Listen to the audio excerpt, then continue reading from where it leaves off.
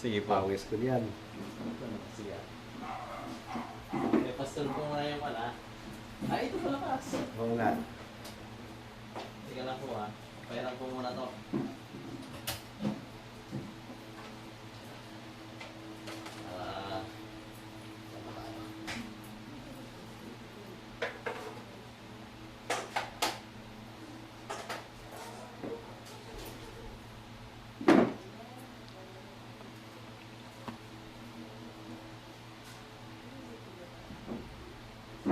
Tapos yan sa upuan. Opo.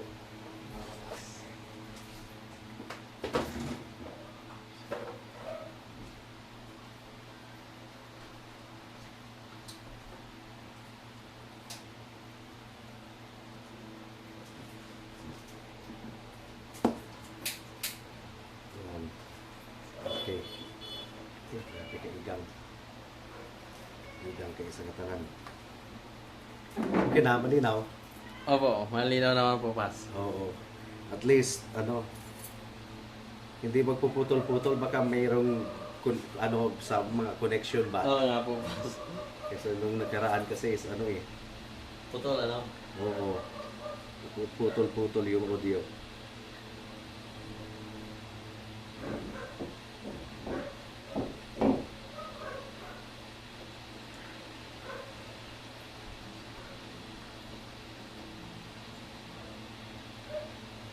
Okay na po ba?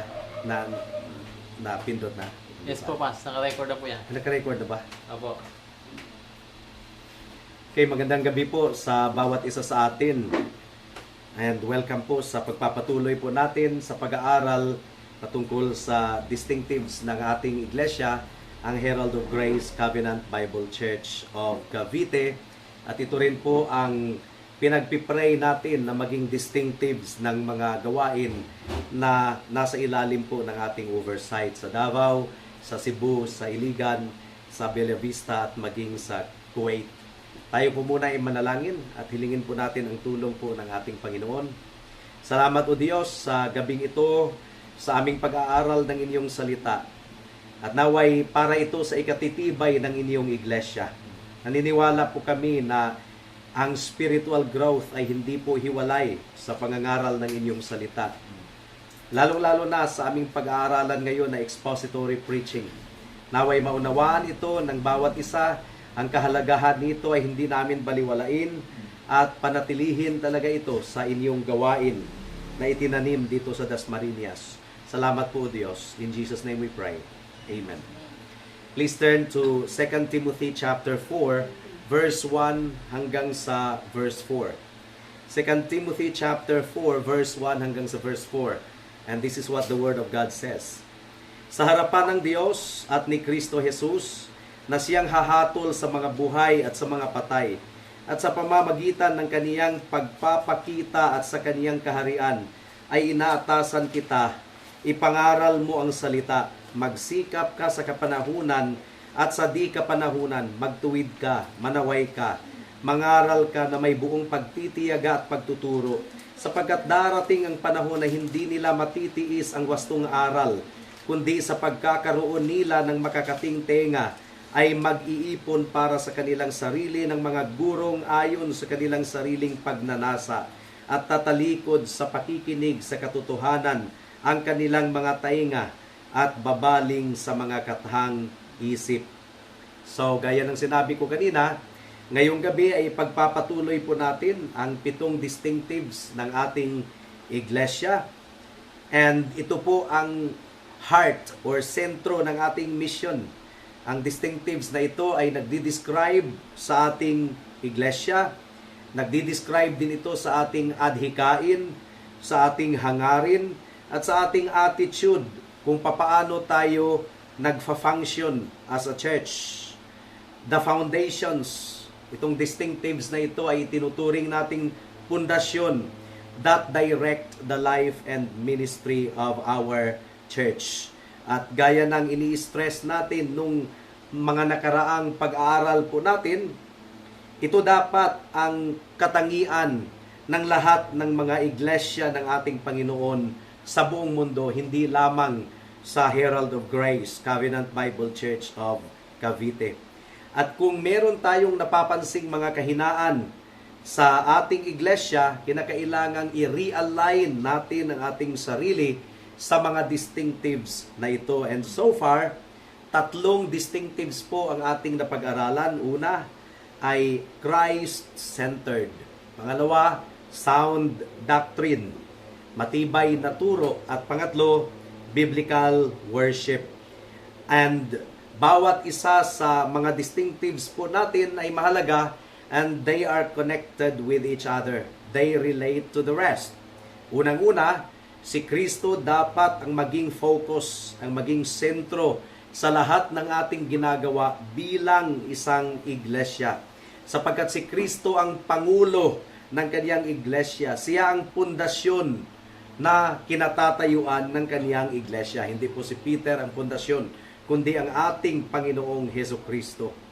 At dapat nakabatay po ang lahat ng ating mga ginagawa bilang isang iglesia sa matibay na turo, sa sound doctrine.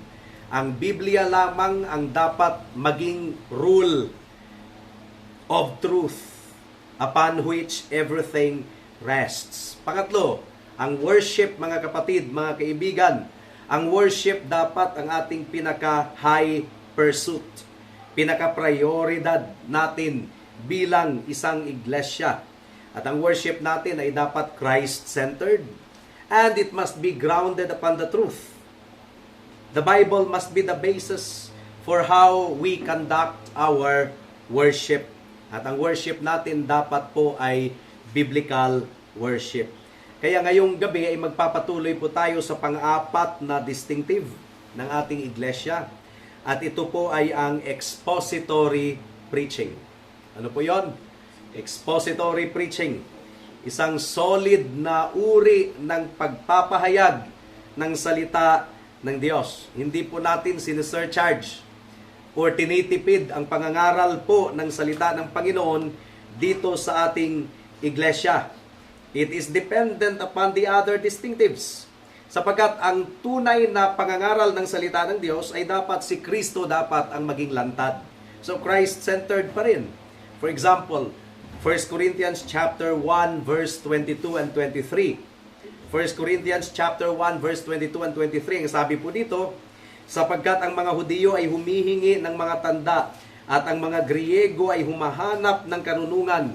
Subalit ipinangangaral namin ang Kristo na ipinako sa krus, na isang katitisuran sa mga Hudiyo at kahangalan sa mga Hintil. So, the subject of our preaching must be Christ and Christ alone. Example, 1 Corinthians chapter 2, verse 1 and 2. Ano po ang resolution ni Apostle Paul? Ang sabi ni Paul, mga kapatid, nang ako ay dumating sa inyo, hindi ako dumating na nagpapahayag sa inyo ng patutuo ng Diyos sa pamamagitan ng matatayog na pananalita o karunungan. Sapagkat aking ipinasyang walang anumang malaman sa gitna ninyo, maliban na si Hesukristo at siya na ipinako sa cross. So ang preaching sa loob ng iglesia dapat ay Christ-centered. At ang preaching ay dapat doctrinally sound, systematically, doctrinally sound, mga kapatid, mga kaibigan. Ito po yung katangian ng early church. God-centered, Word-centered, nakabatay sa turo ng mga apostol. Acts chapter 2 verse 42. Ang sabi po dito sa Acts chapter 2 verse 42, nanatili silang matibay sa turo ng mga apostol at sa pagsasama-sama sa pagpuputol-putol ng tinapay at sa mga pananalangin. So, nanatili silang matibay sa turo ng mga apostol. So, their preaching was based on sound doctrine. And then, ang preaching po is the primary focus of biblical worship. Diba sa biblical worship, hindi po ang singing ang highlight, hindi po ang music ang highlight.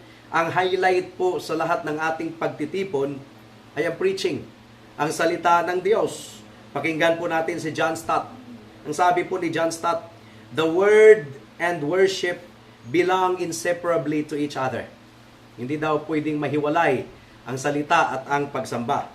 All worship is an intelligent and loving response to the revelation of God because it is the adoration of His name.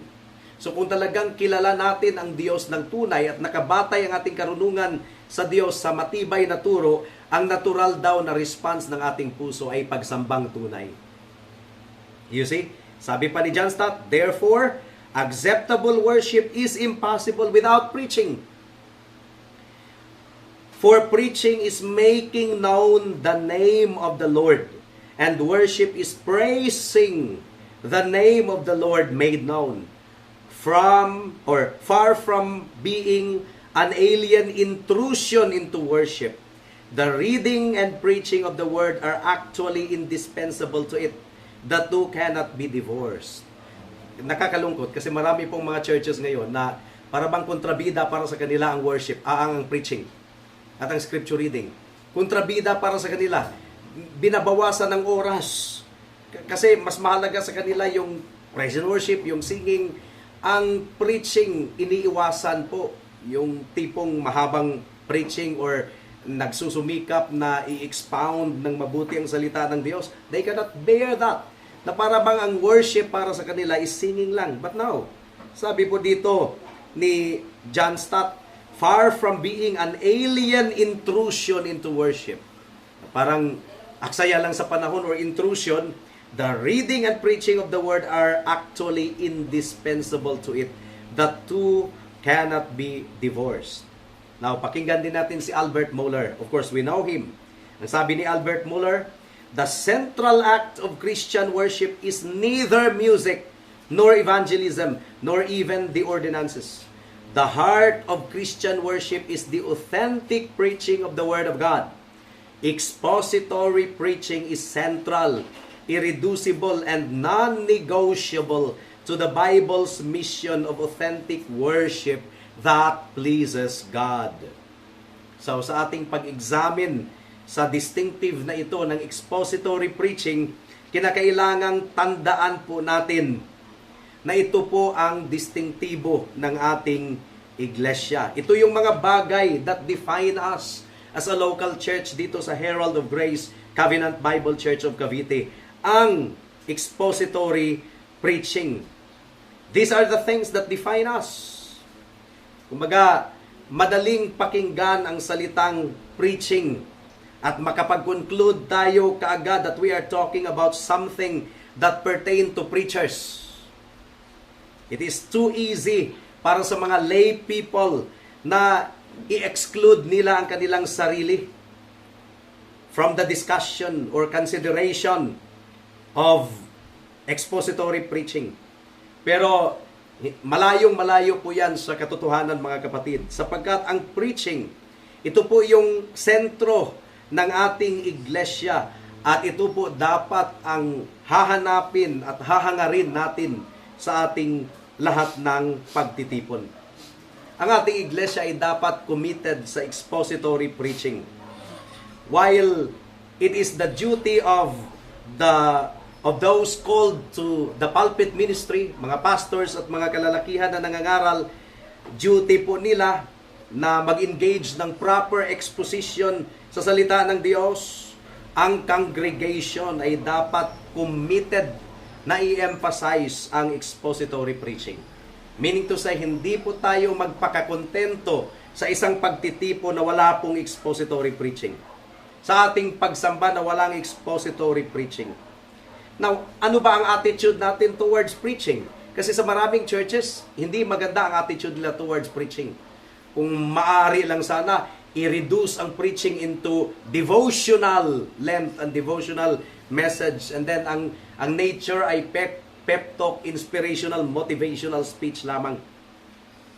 Ano ba dapat ang attitude ng congregation towards preaching?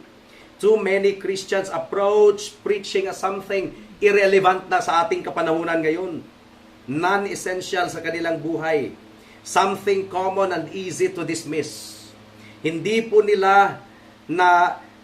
sila lumalapit sa pagsamba na nag-i-expect sila na mapakinggan ang salita ng Diyos.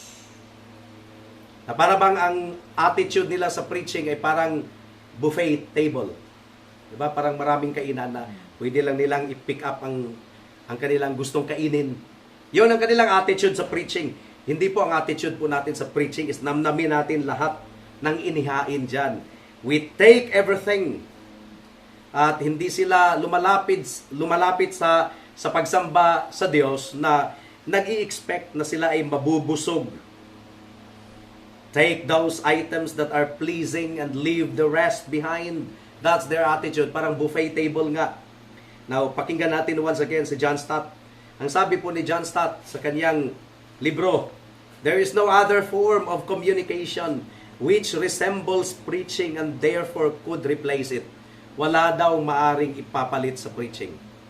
Hindi talaga pwedeng palitan ang preaching ng worship through music, di ba? Preaching through song. Hindi daw, hindi. Wala. The source is a pastor who believes himself called by God to preach, and whose call has been recognized by the church, which therefore authorizes him by a solemn commissioning to exercise his ministry, and prays that God will confirm his call by empowering him with the Holy Spirit. This then is no ordinary communication source. The message is God's own word, for the people have not gathered to hear a human being, but to meet with God. Kasi ang pastor ay spokesperson ng ating Panginoon. They are spiritually hungry. The bread they desire is the Word of God. Sana po ay ito ang description ng congregation natin, no? Spiritually hungry at nagdi-desire talaga ng salita ng Panginoon. Kaya ang tanong dito, mga kapatid, kayo ba ay lumalapit sa Panginoon sa pagsamba na nag-i-expect talaga na mapakinggan ninyo ang pangungusap ng Diyos at mabusog ang kaluluwa ninyo? Do you engage yourself in the preaching expecting to hear from God? When you engage in the preaching, you listen attentively. Magte-take down notes pa nga kung kinakailangan. Magtanong pagkatapos ng sermon kung kinakailangan. Si Apostol Pablo ay mentor po ni Timoteo. Diba siya yung nag-train kay Timoteo, nag-mentor? At ang ongoing instruction niya sa batang Timoteo was to keep the Word of God the chief priority of his ministry. Chief priority. 2 Timothy chapter 2 verse 15. 2 Timothy chapter 2 verse 15. Ang sabi dito, pagsikapan mong humarap na subok sa Diyos, manggagawang walang anumang dapat ikahiya, na gumamit ng wasto sa salita ng katotohanan. So paglaanan ito ng ample time ang paghahanda ng sermon. 1 Timothy chapter 4 verse 6. Ang sabi po ng 1 Timothy chapter 4 verse 6, kung ituturo mo sa mga kapatid ang mga bagay na ito, ikaw ay magiging isang mabuting lingkod ni Kristo Jesus na pinalusog sa mga salita ng pananampalataya at ng mabuting aral na iyong sinusunod. You see, top priority ng isang manggagawa ang solid na pangangaral ng salita ng Diyos. 1 Timothy chapter 4 verse 13. Ang sabi po dito, 1 Timothy chapter 4 verse 13, hanggang sa dumating ako, bigyang pansin mo ang hayagang pagbabasa ng kasulatan, ang pangangaral at ang pagtuturo.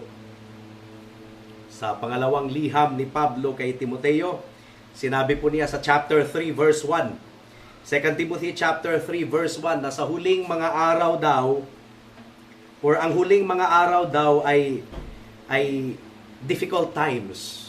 Ang huling mga araw. Ang King James Version ay tinatawag silang perilous times. First of all, ano ba ang ibig sabihin ni Pablo sa expression na last days? May mga nag-interpret dito ng mga churches na tumutukoy ito sa future event pa. Upon the return of Christ. Last days yun. Now, it would be senseless na banggitin ni Pablo yung last days na hindi applicable sa kanilang kapanahunan. Kung future pa pala ito applicable at hindi sa kapanahunan ni Timoteo.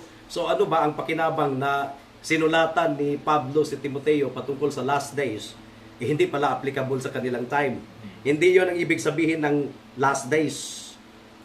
Ang ibig pong sabihin ng last days ay sa bawat henerasyon, ito talaga yung kakaharapin na challenge ng church. maraming mga false teachers na lumalaganap. The last days mark the period of time since nung nandito ang ating Panginoong Hesukristo, umakyat siya sa langit hanggang sa kaniyang pagbalik. Ang last days ay tumutukoy sa age of the church. Ito po ay tumutukoy, di ba, in these last days. Di ba, in the past, Hebrews chapter 1 verse 1, in the past, God spoke to our ancestors in many different ways through our prophets. But in these last days, so ang last days ay gospel age, church age. Yun ang ibig sabihin ng last days. But in these last days, He has spoken unto us through His Son. So, ang last days ay simula noong panahon ng ating Panginoon hanggang sa Kanyang muling pagbalik. Yun po ang last days. And sa last days, ito yung palaging panganib na hinaharap ng iglesia. Na ang religion ay magiging panlabas lamang, merong anyo ng kabanalan, but without power. There is a form of godliness but without power. Kaya sa chapter 4 ay binigyang instruction ni Pablo si Timoteo kung paano tutugunan ang kondisyon na yan. Nasa last days, may religion talaga na outward religion lamang. They have the form of outward godliness but denying the power thereof. Outward ceremonies, outward ritual. Talagang mga religious garment, mga sutana, mga kandila, mga incense, lahat-lahat na banal tingnan sa labas, but without power. Kaya sa chapter 4, ay talagang nagbigay si Pablo ng instruction kung paano tugunan ang kondisyon na ito. 2 Timothy chapter 4, verse 1 to 4. Ang sabi dito, sa harapan ng Diyos at ni Kristo Jesus na siyang hahatol sa mga buhay at sa mga patay, at sa pamamagitan ng kaniyang pagpapakita at sa kaniyang kaharian, ay inaatasan kita, ipangaral mo ang salita, magsikap ka sa kapanahunan at sa di kapanahunan, magtuwid ka, manaway ka, mangaral ka na may buong pagtitiyaga at pagtuturo, sapagkat darating ang panahon na hindi matitiis ang wastong aral, kundi sa pagkakaroon nila ng makakating tenga, ay mag-iipon sila para sa kanilang sarili ng mga gurong ayon sa kanilang sariling pagnanasa, at tatalikod sa pakikinig sa katotohanan ng kanilang mga tenga at babaling sa mga kathang isip.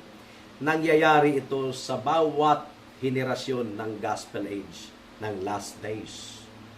It would be irrelevant for Paul to mention that to Timoteo if that is not applicable in their generation at applicable lang sa future date now.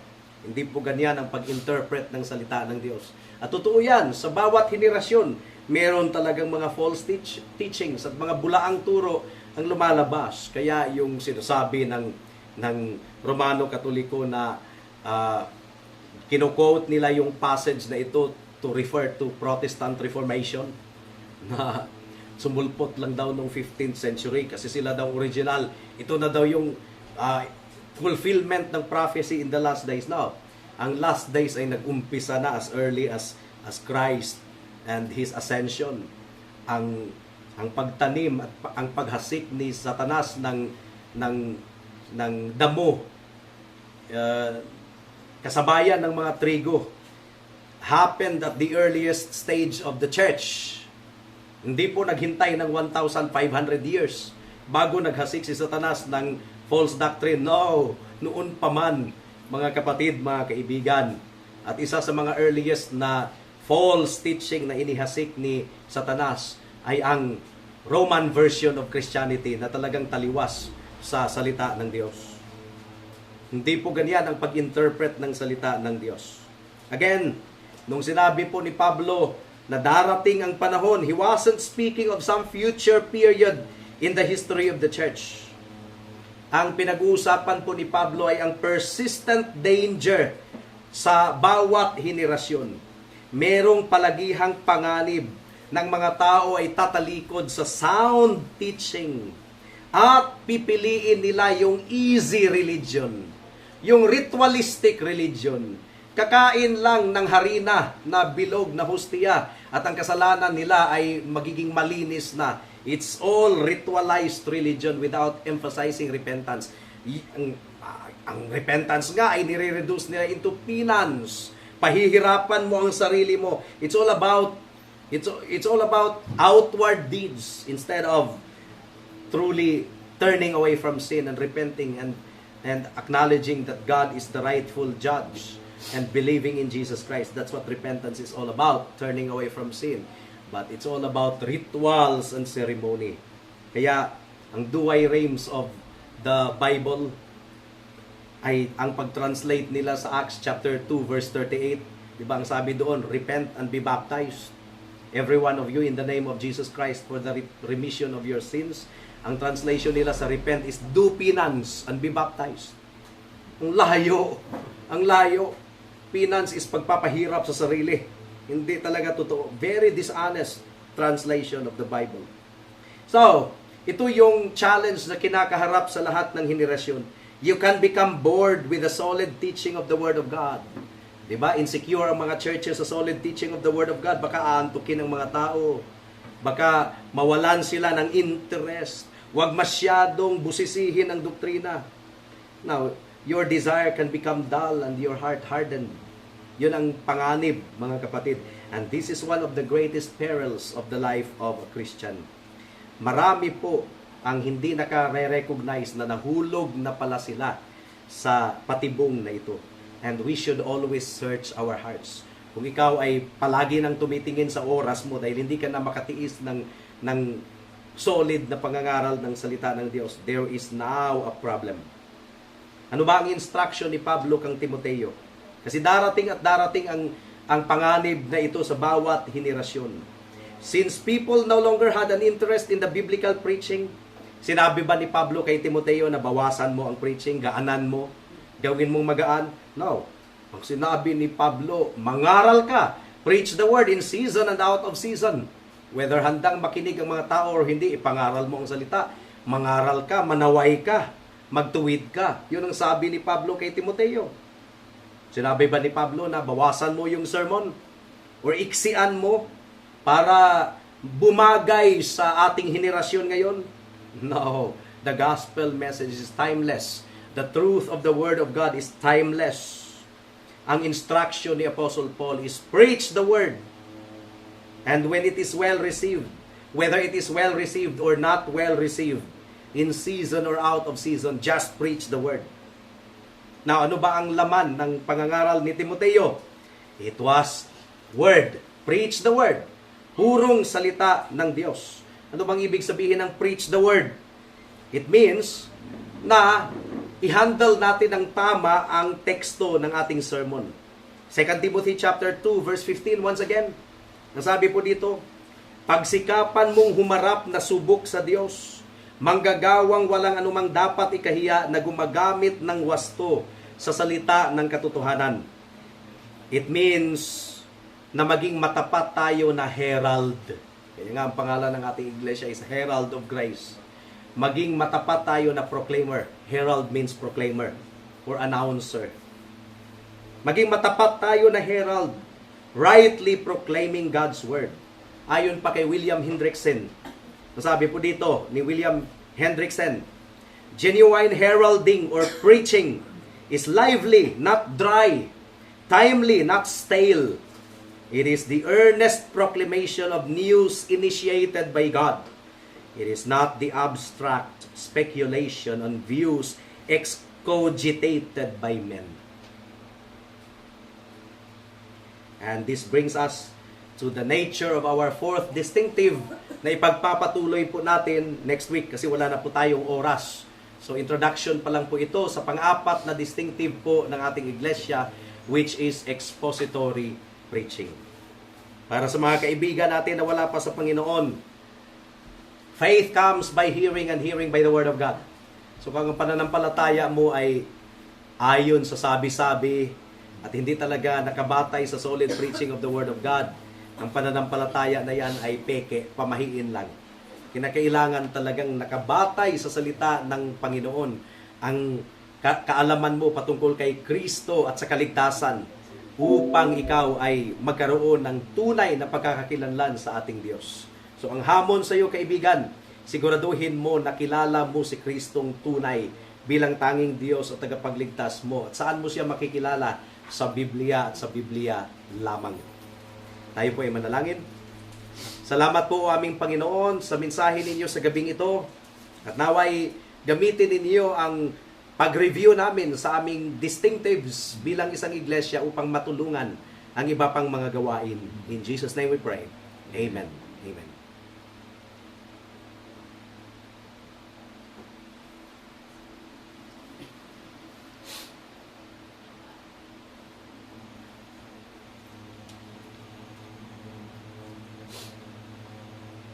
Ano pas dyan ang po natin?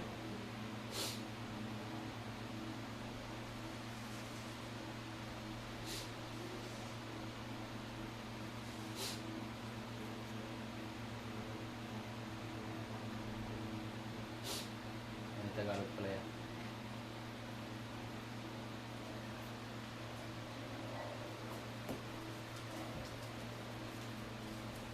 Sige na, down pa daw. Baka mayroon pang iba. Pareho Tagalog pala to.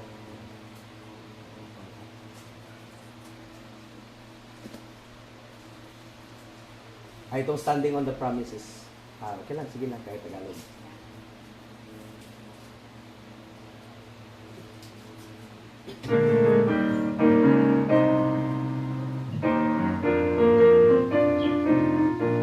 Tayo lahat.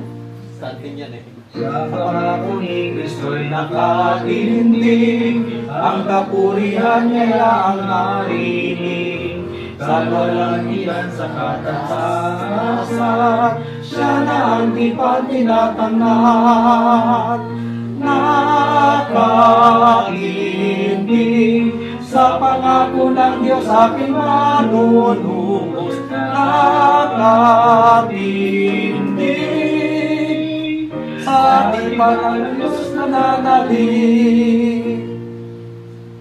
Nakatindig sa pangakong bihado, di magugupo ng takot magbagyo, at mananaig sa saligang kangan, manlulubig sa kanyang tipan.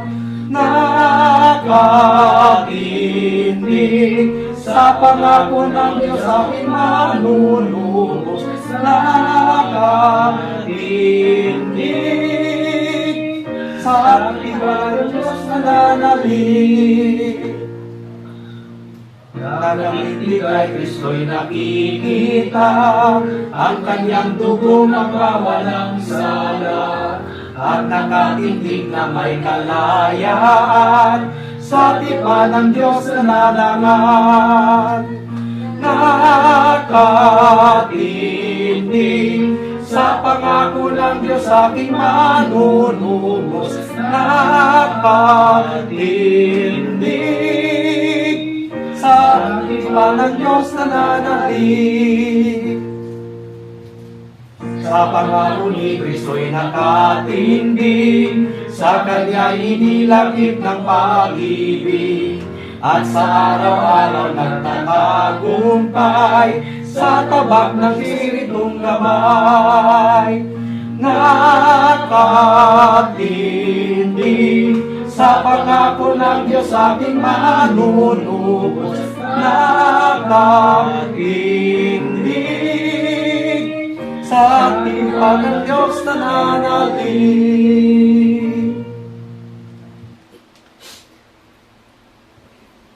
O Lord, paano namin mapaninindigan or paano kami titindig sa inyong salita kung hindi namin ito alam? Kung inaayawan namin ang expository preaching.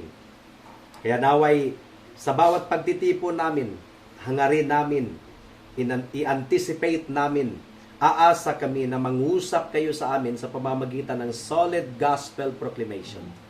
Tulungan ninyo ang inyong mga lingkod, O Diyos, na maging matapat sa pangangaral ng inyong salita.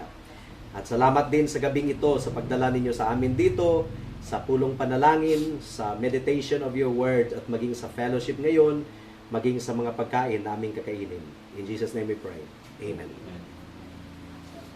Good evening po.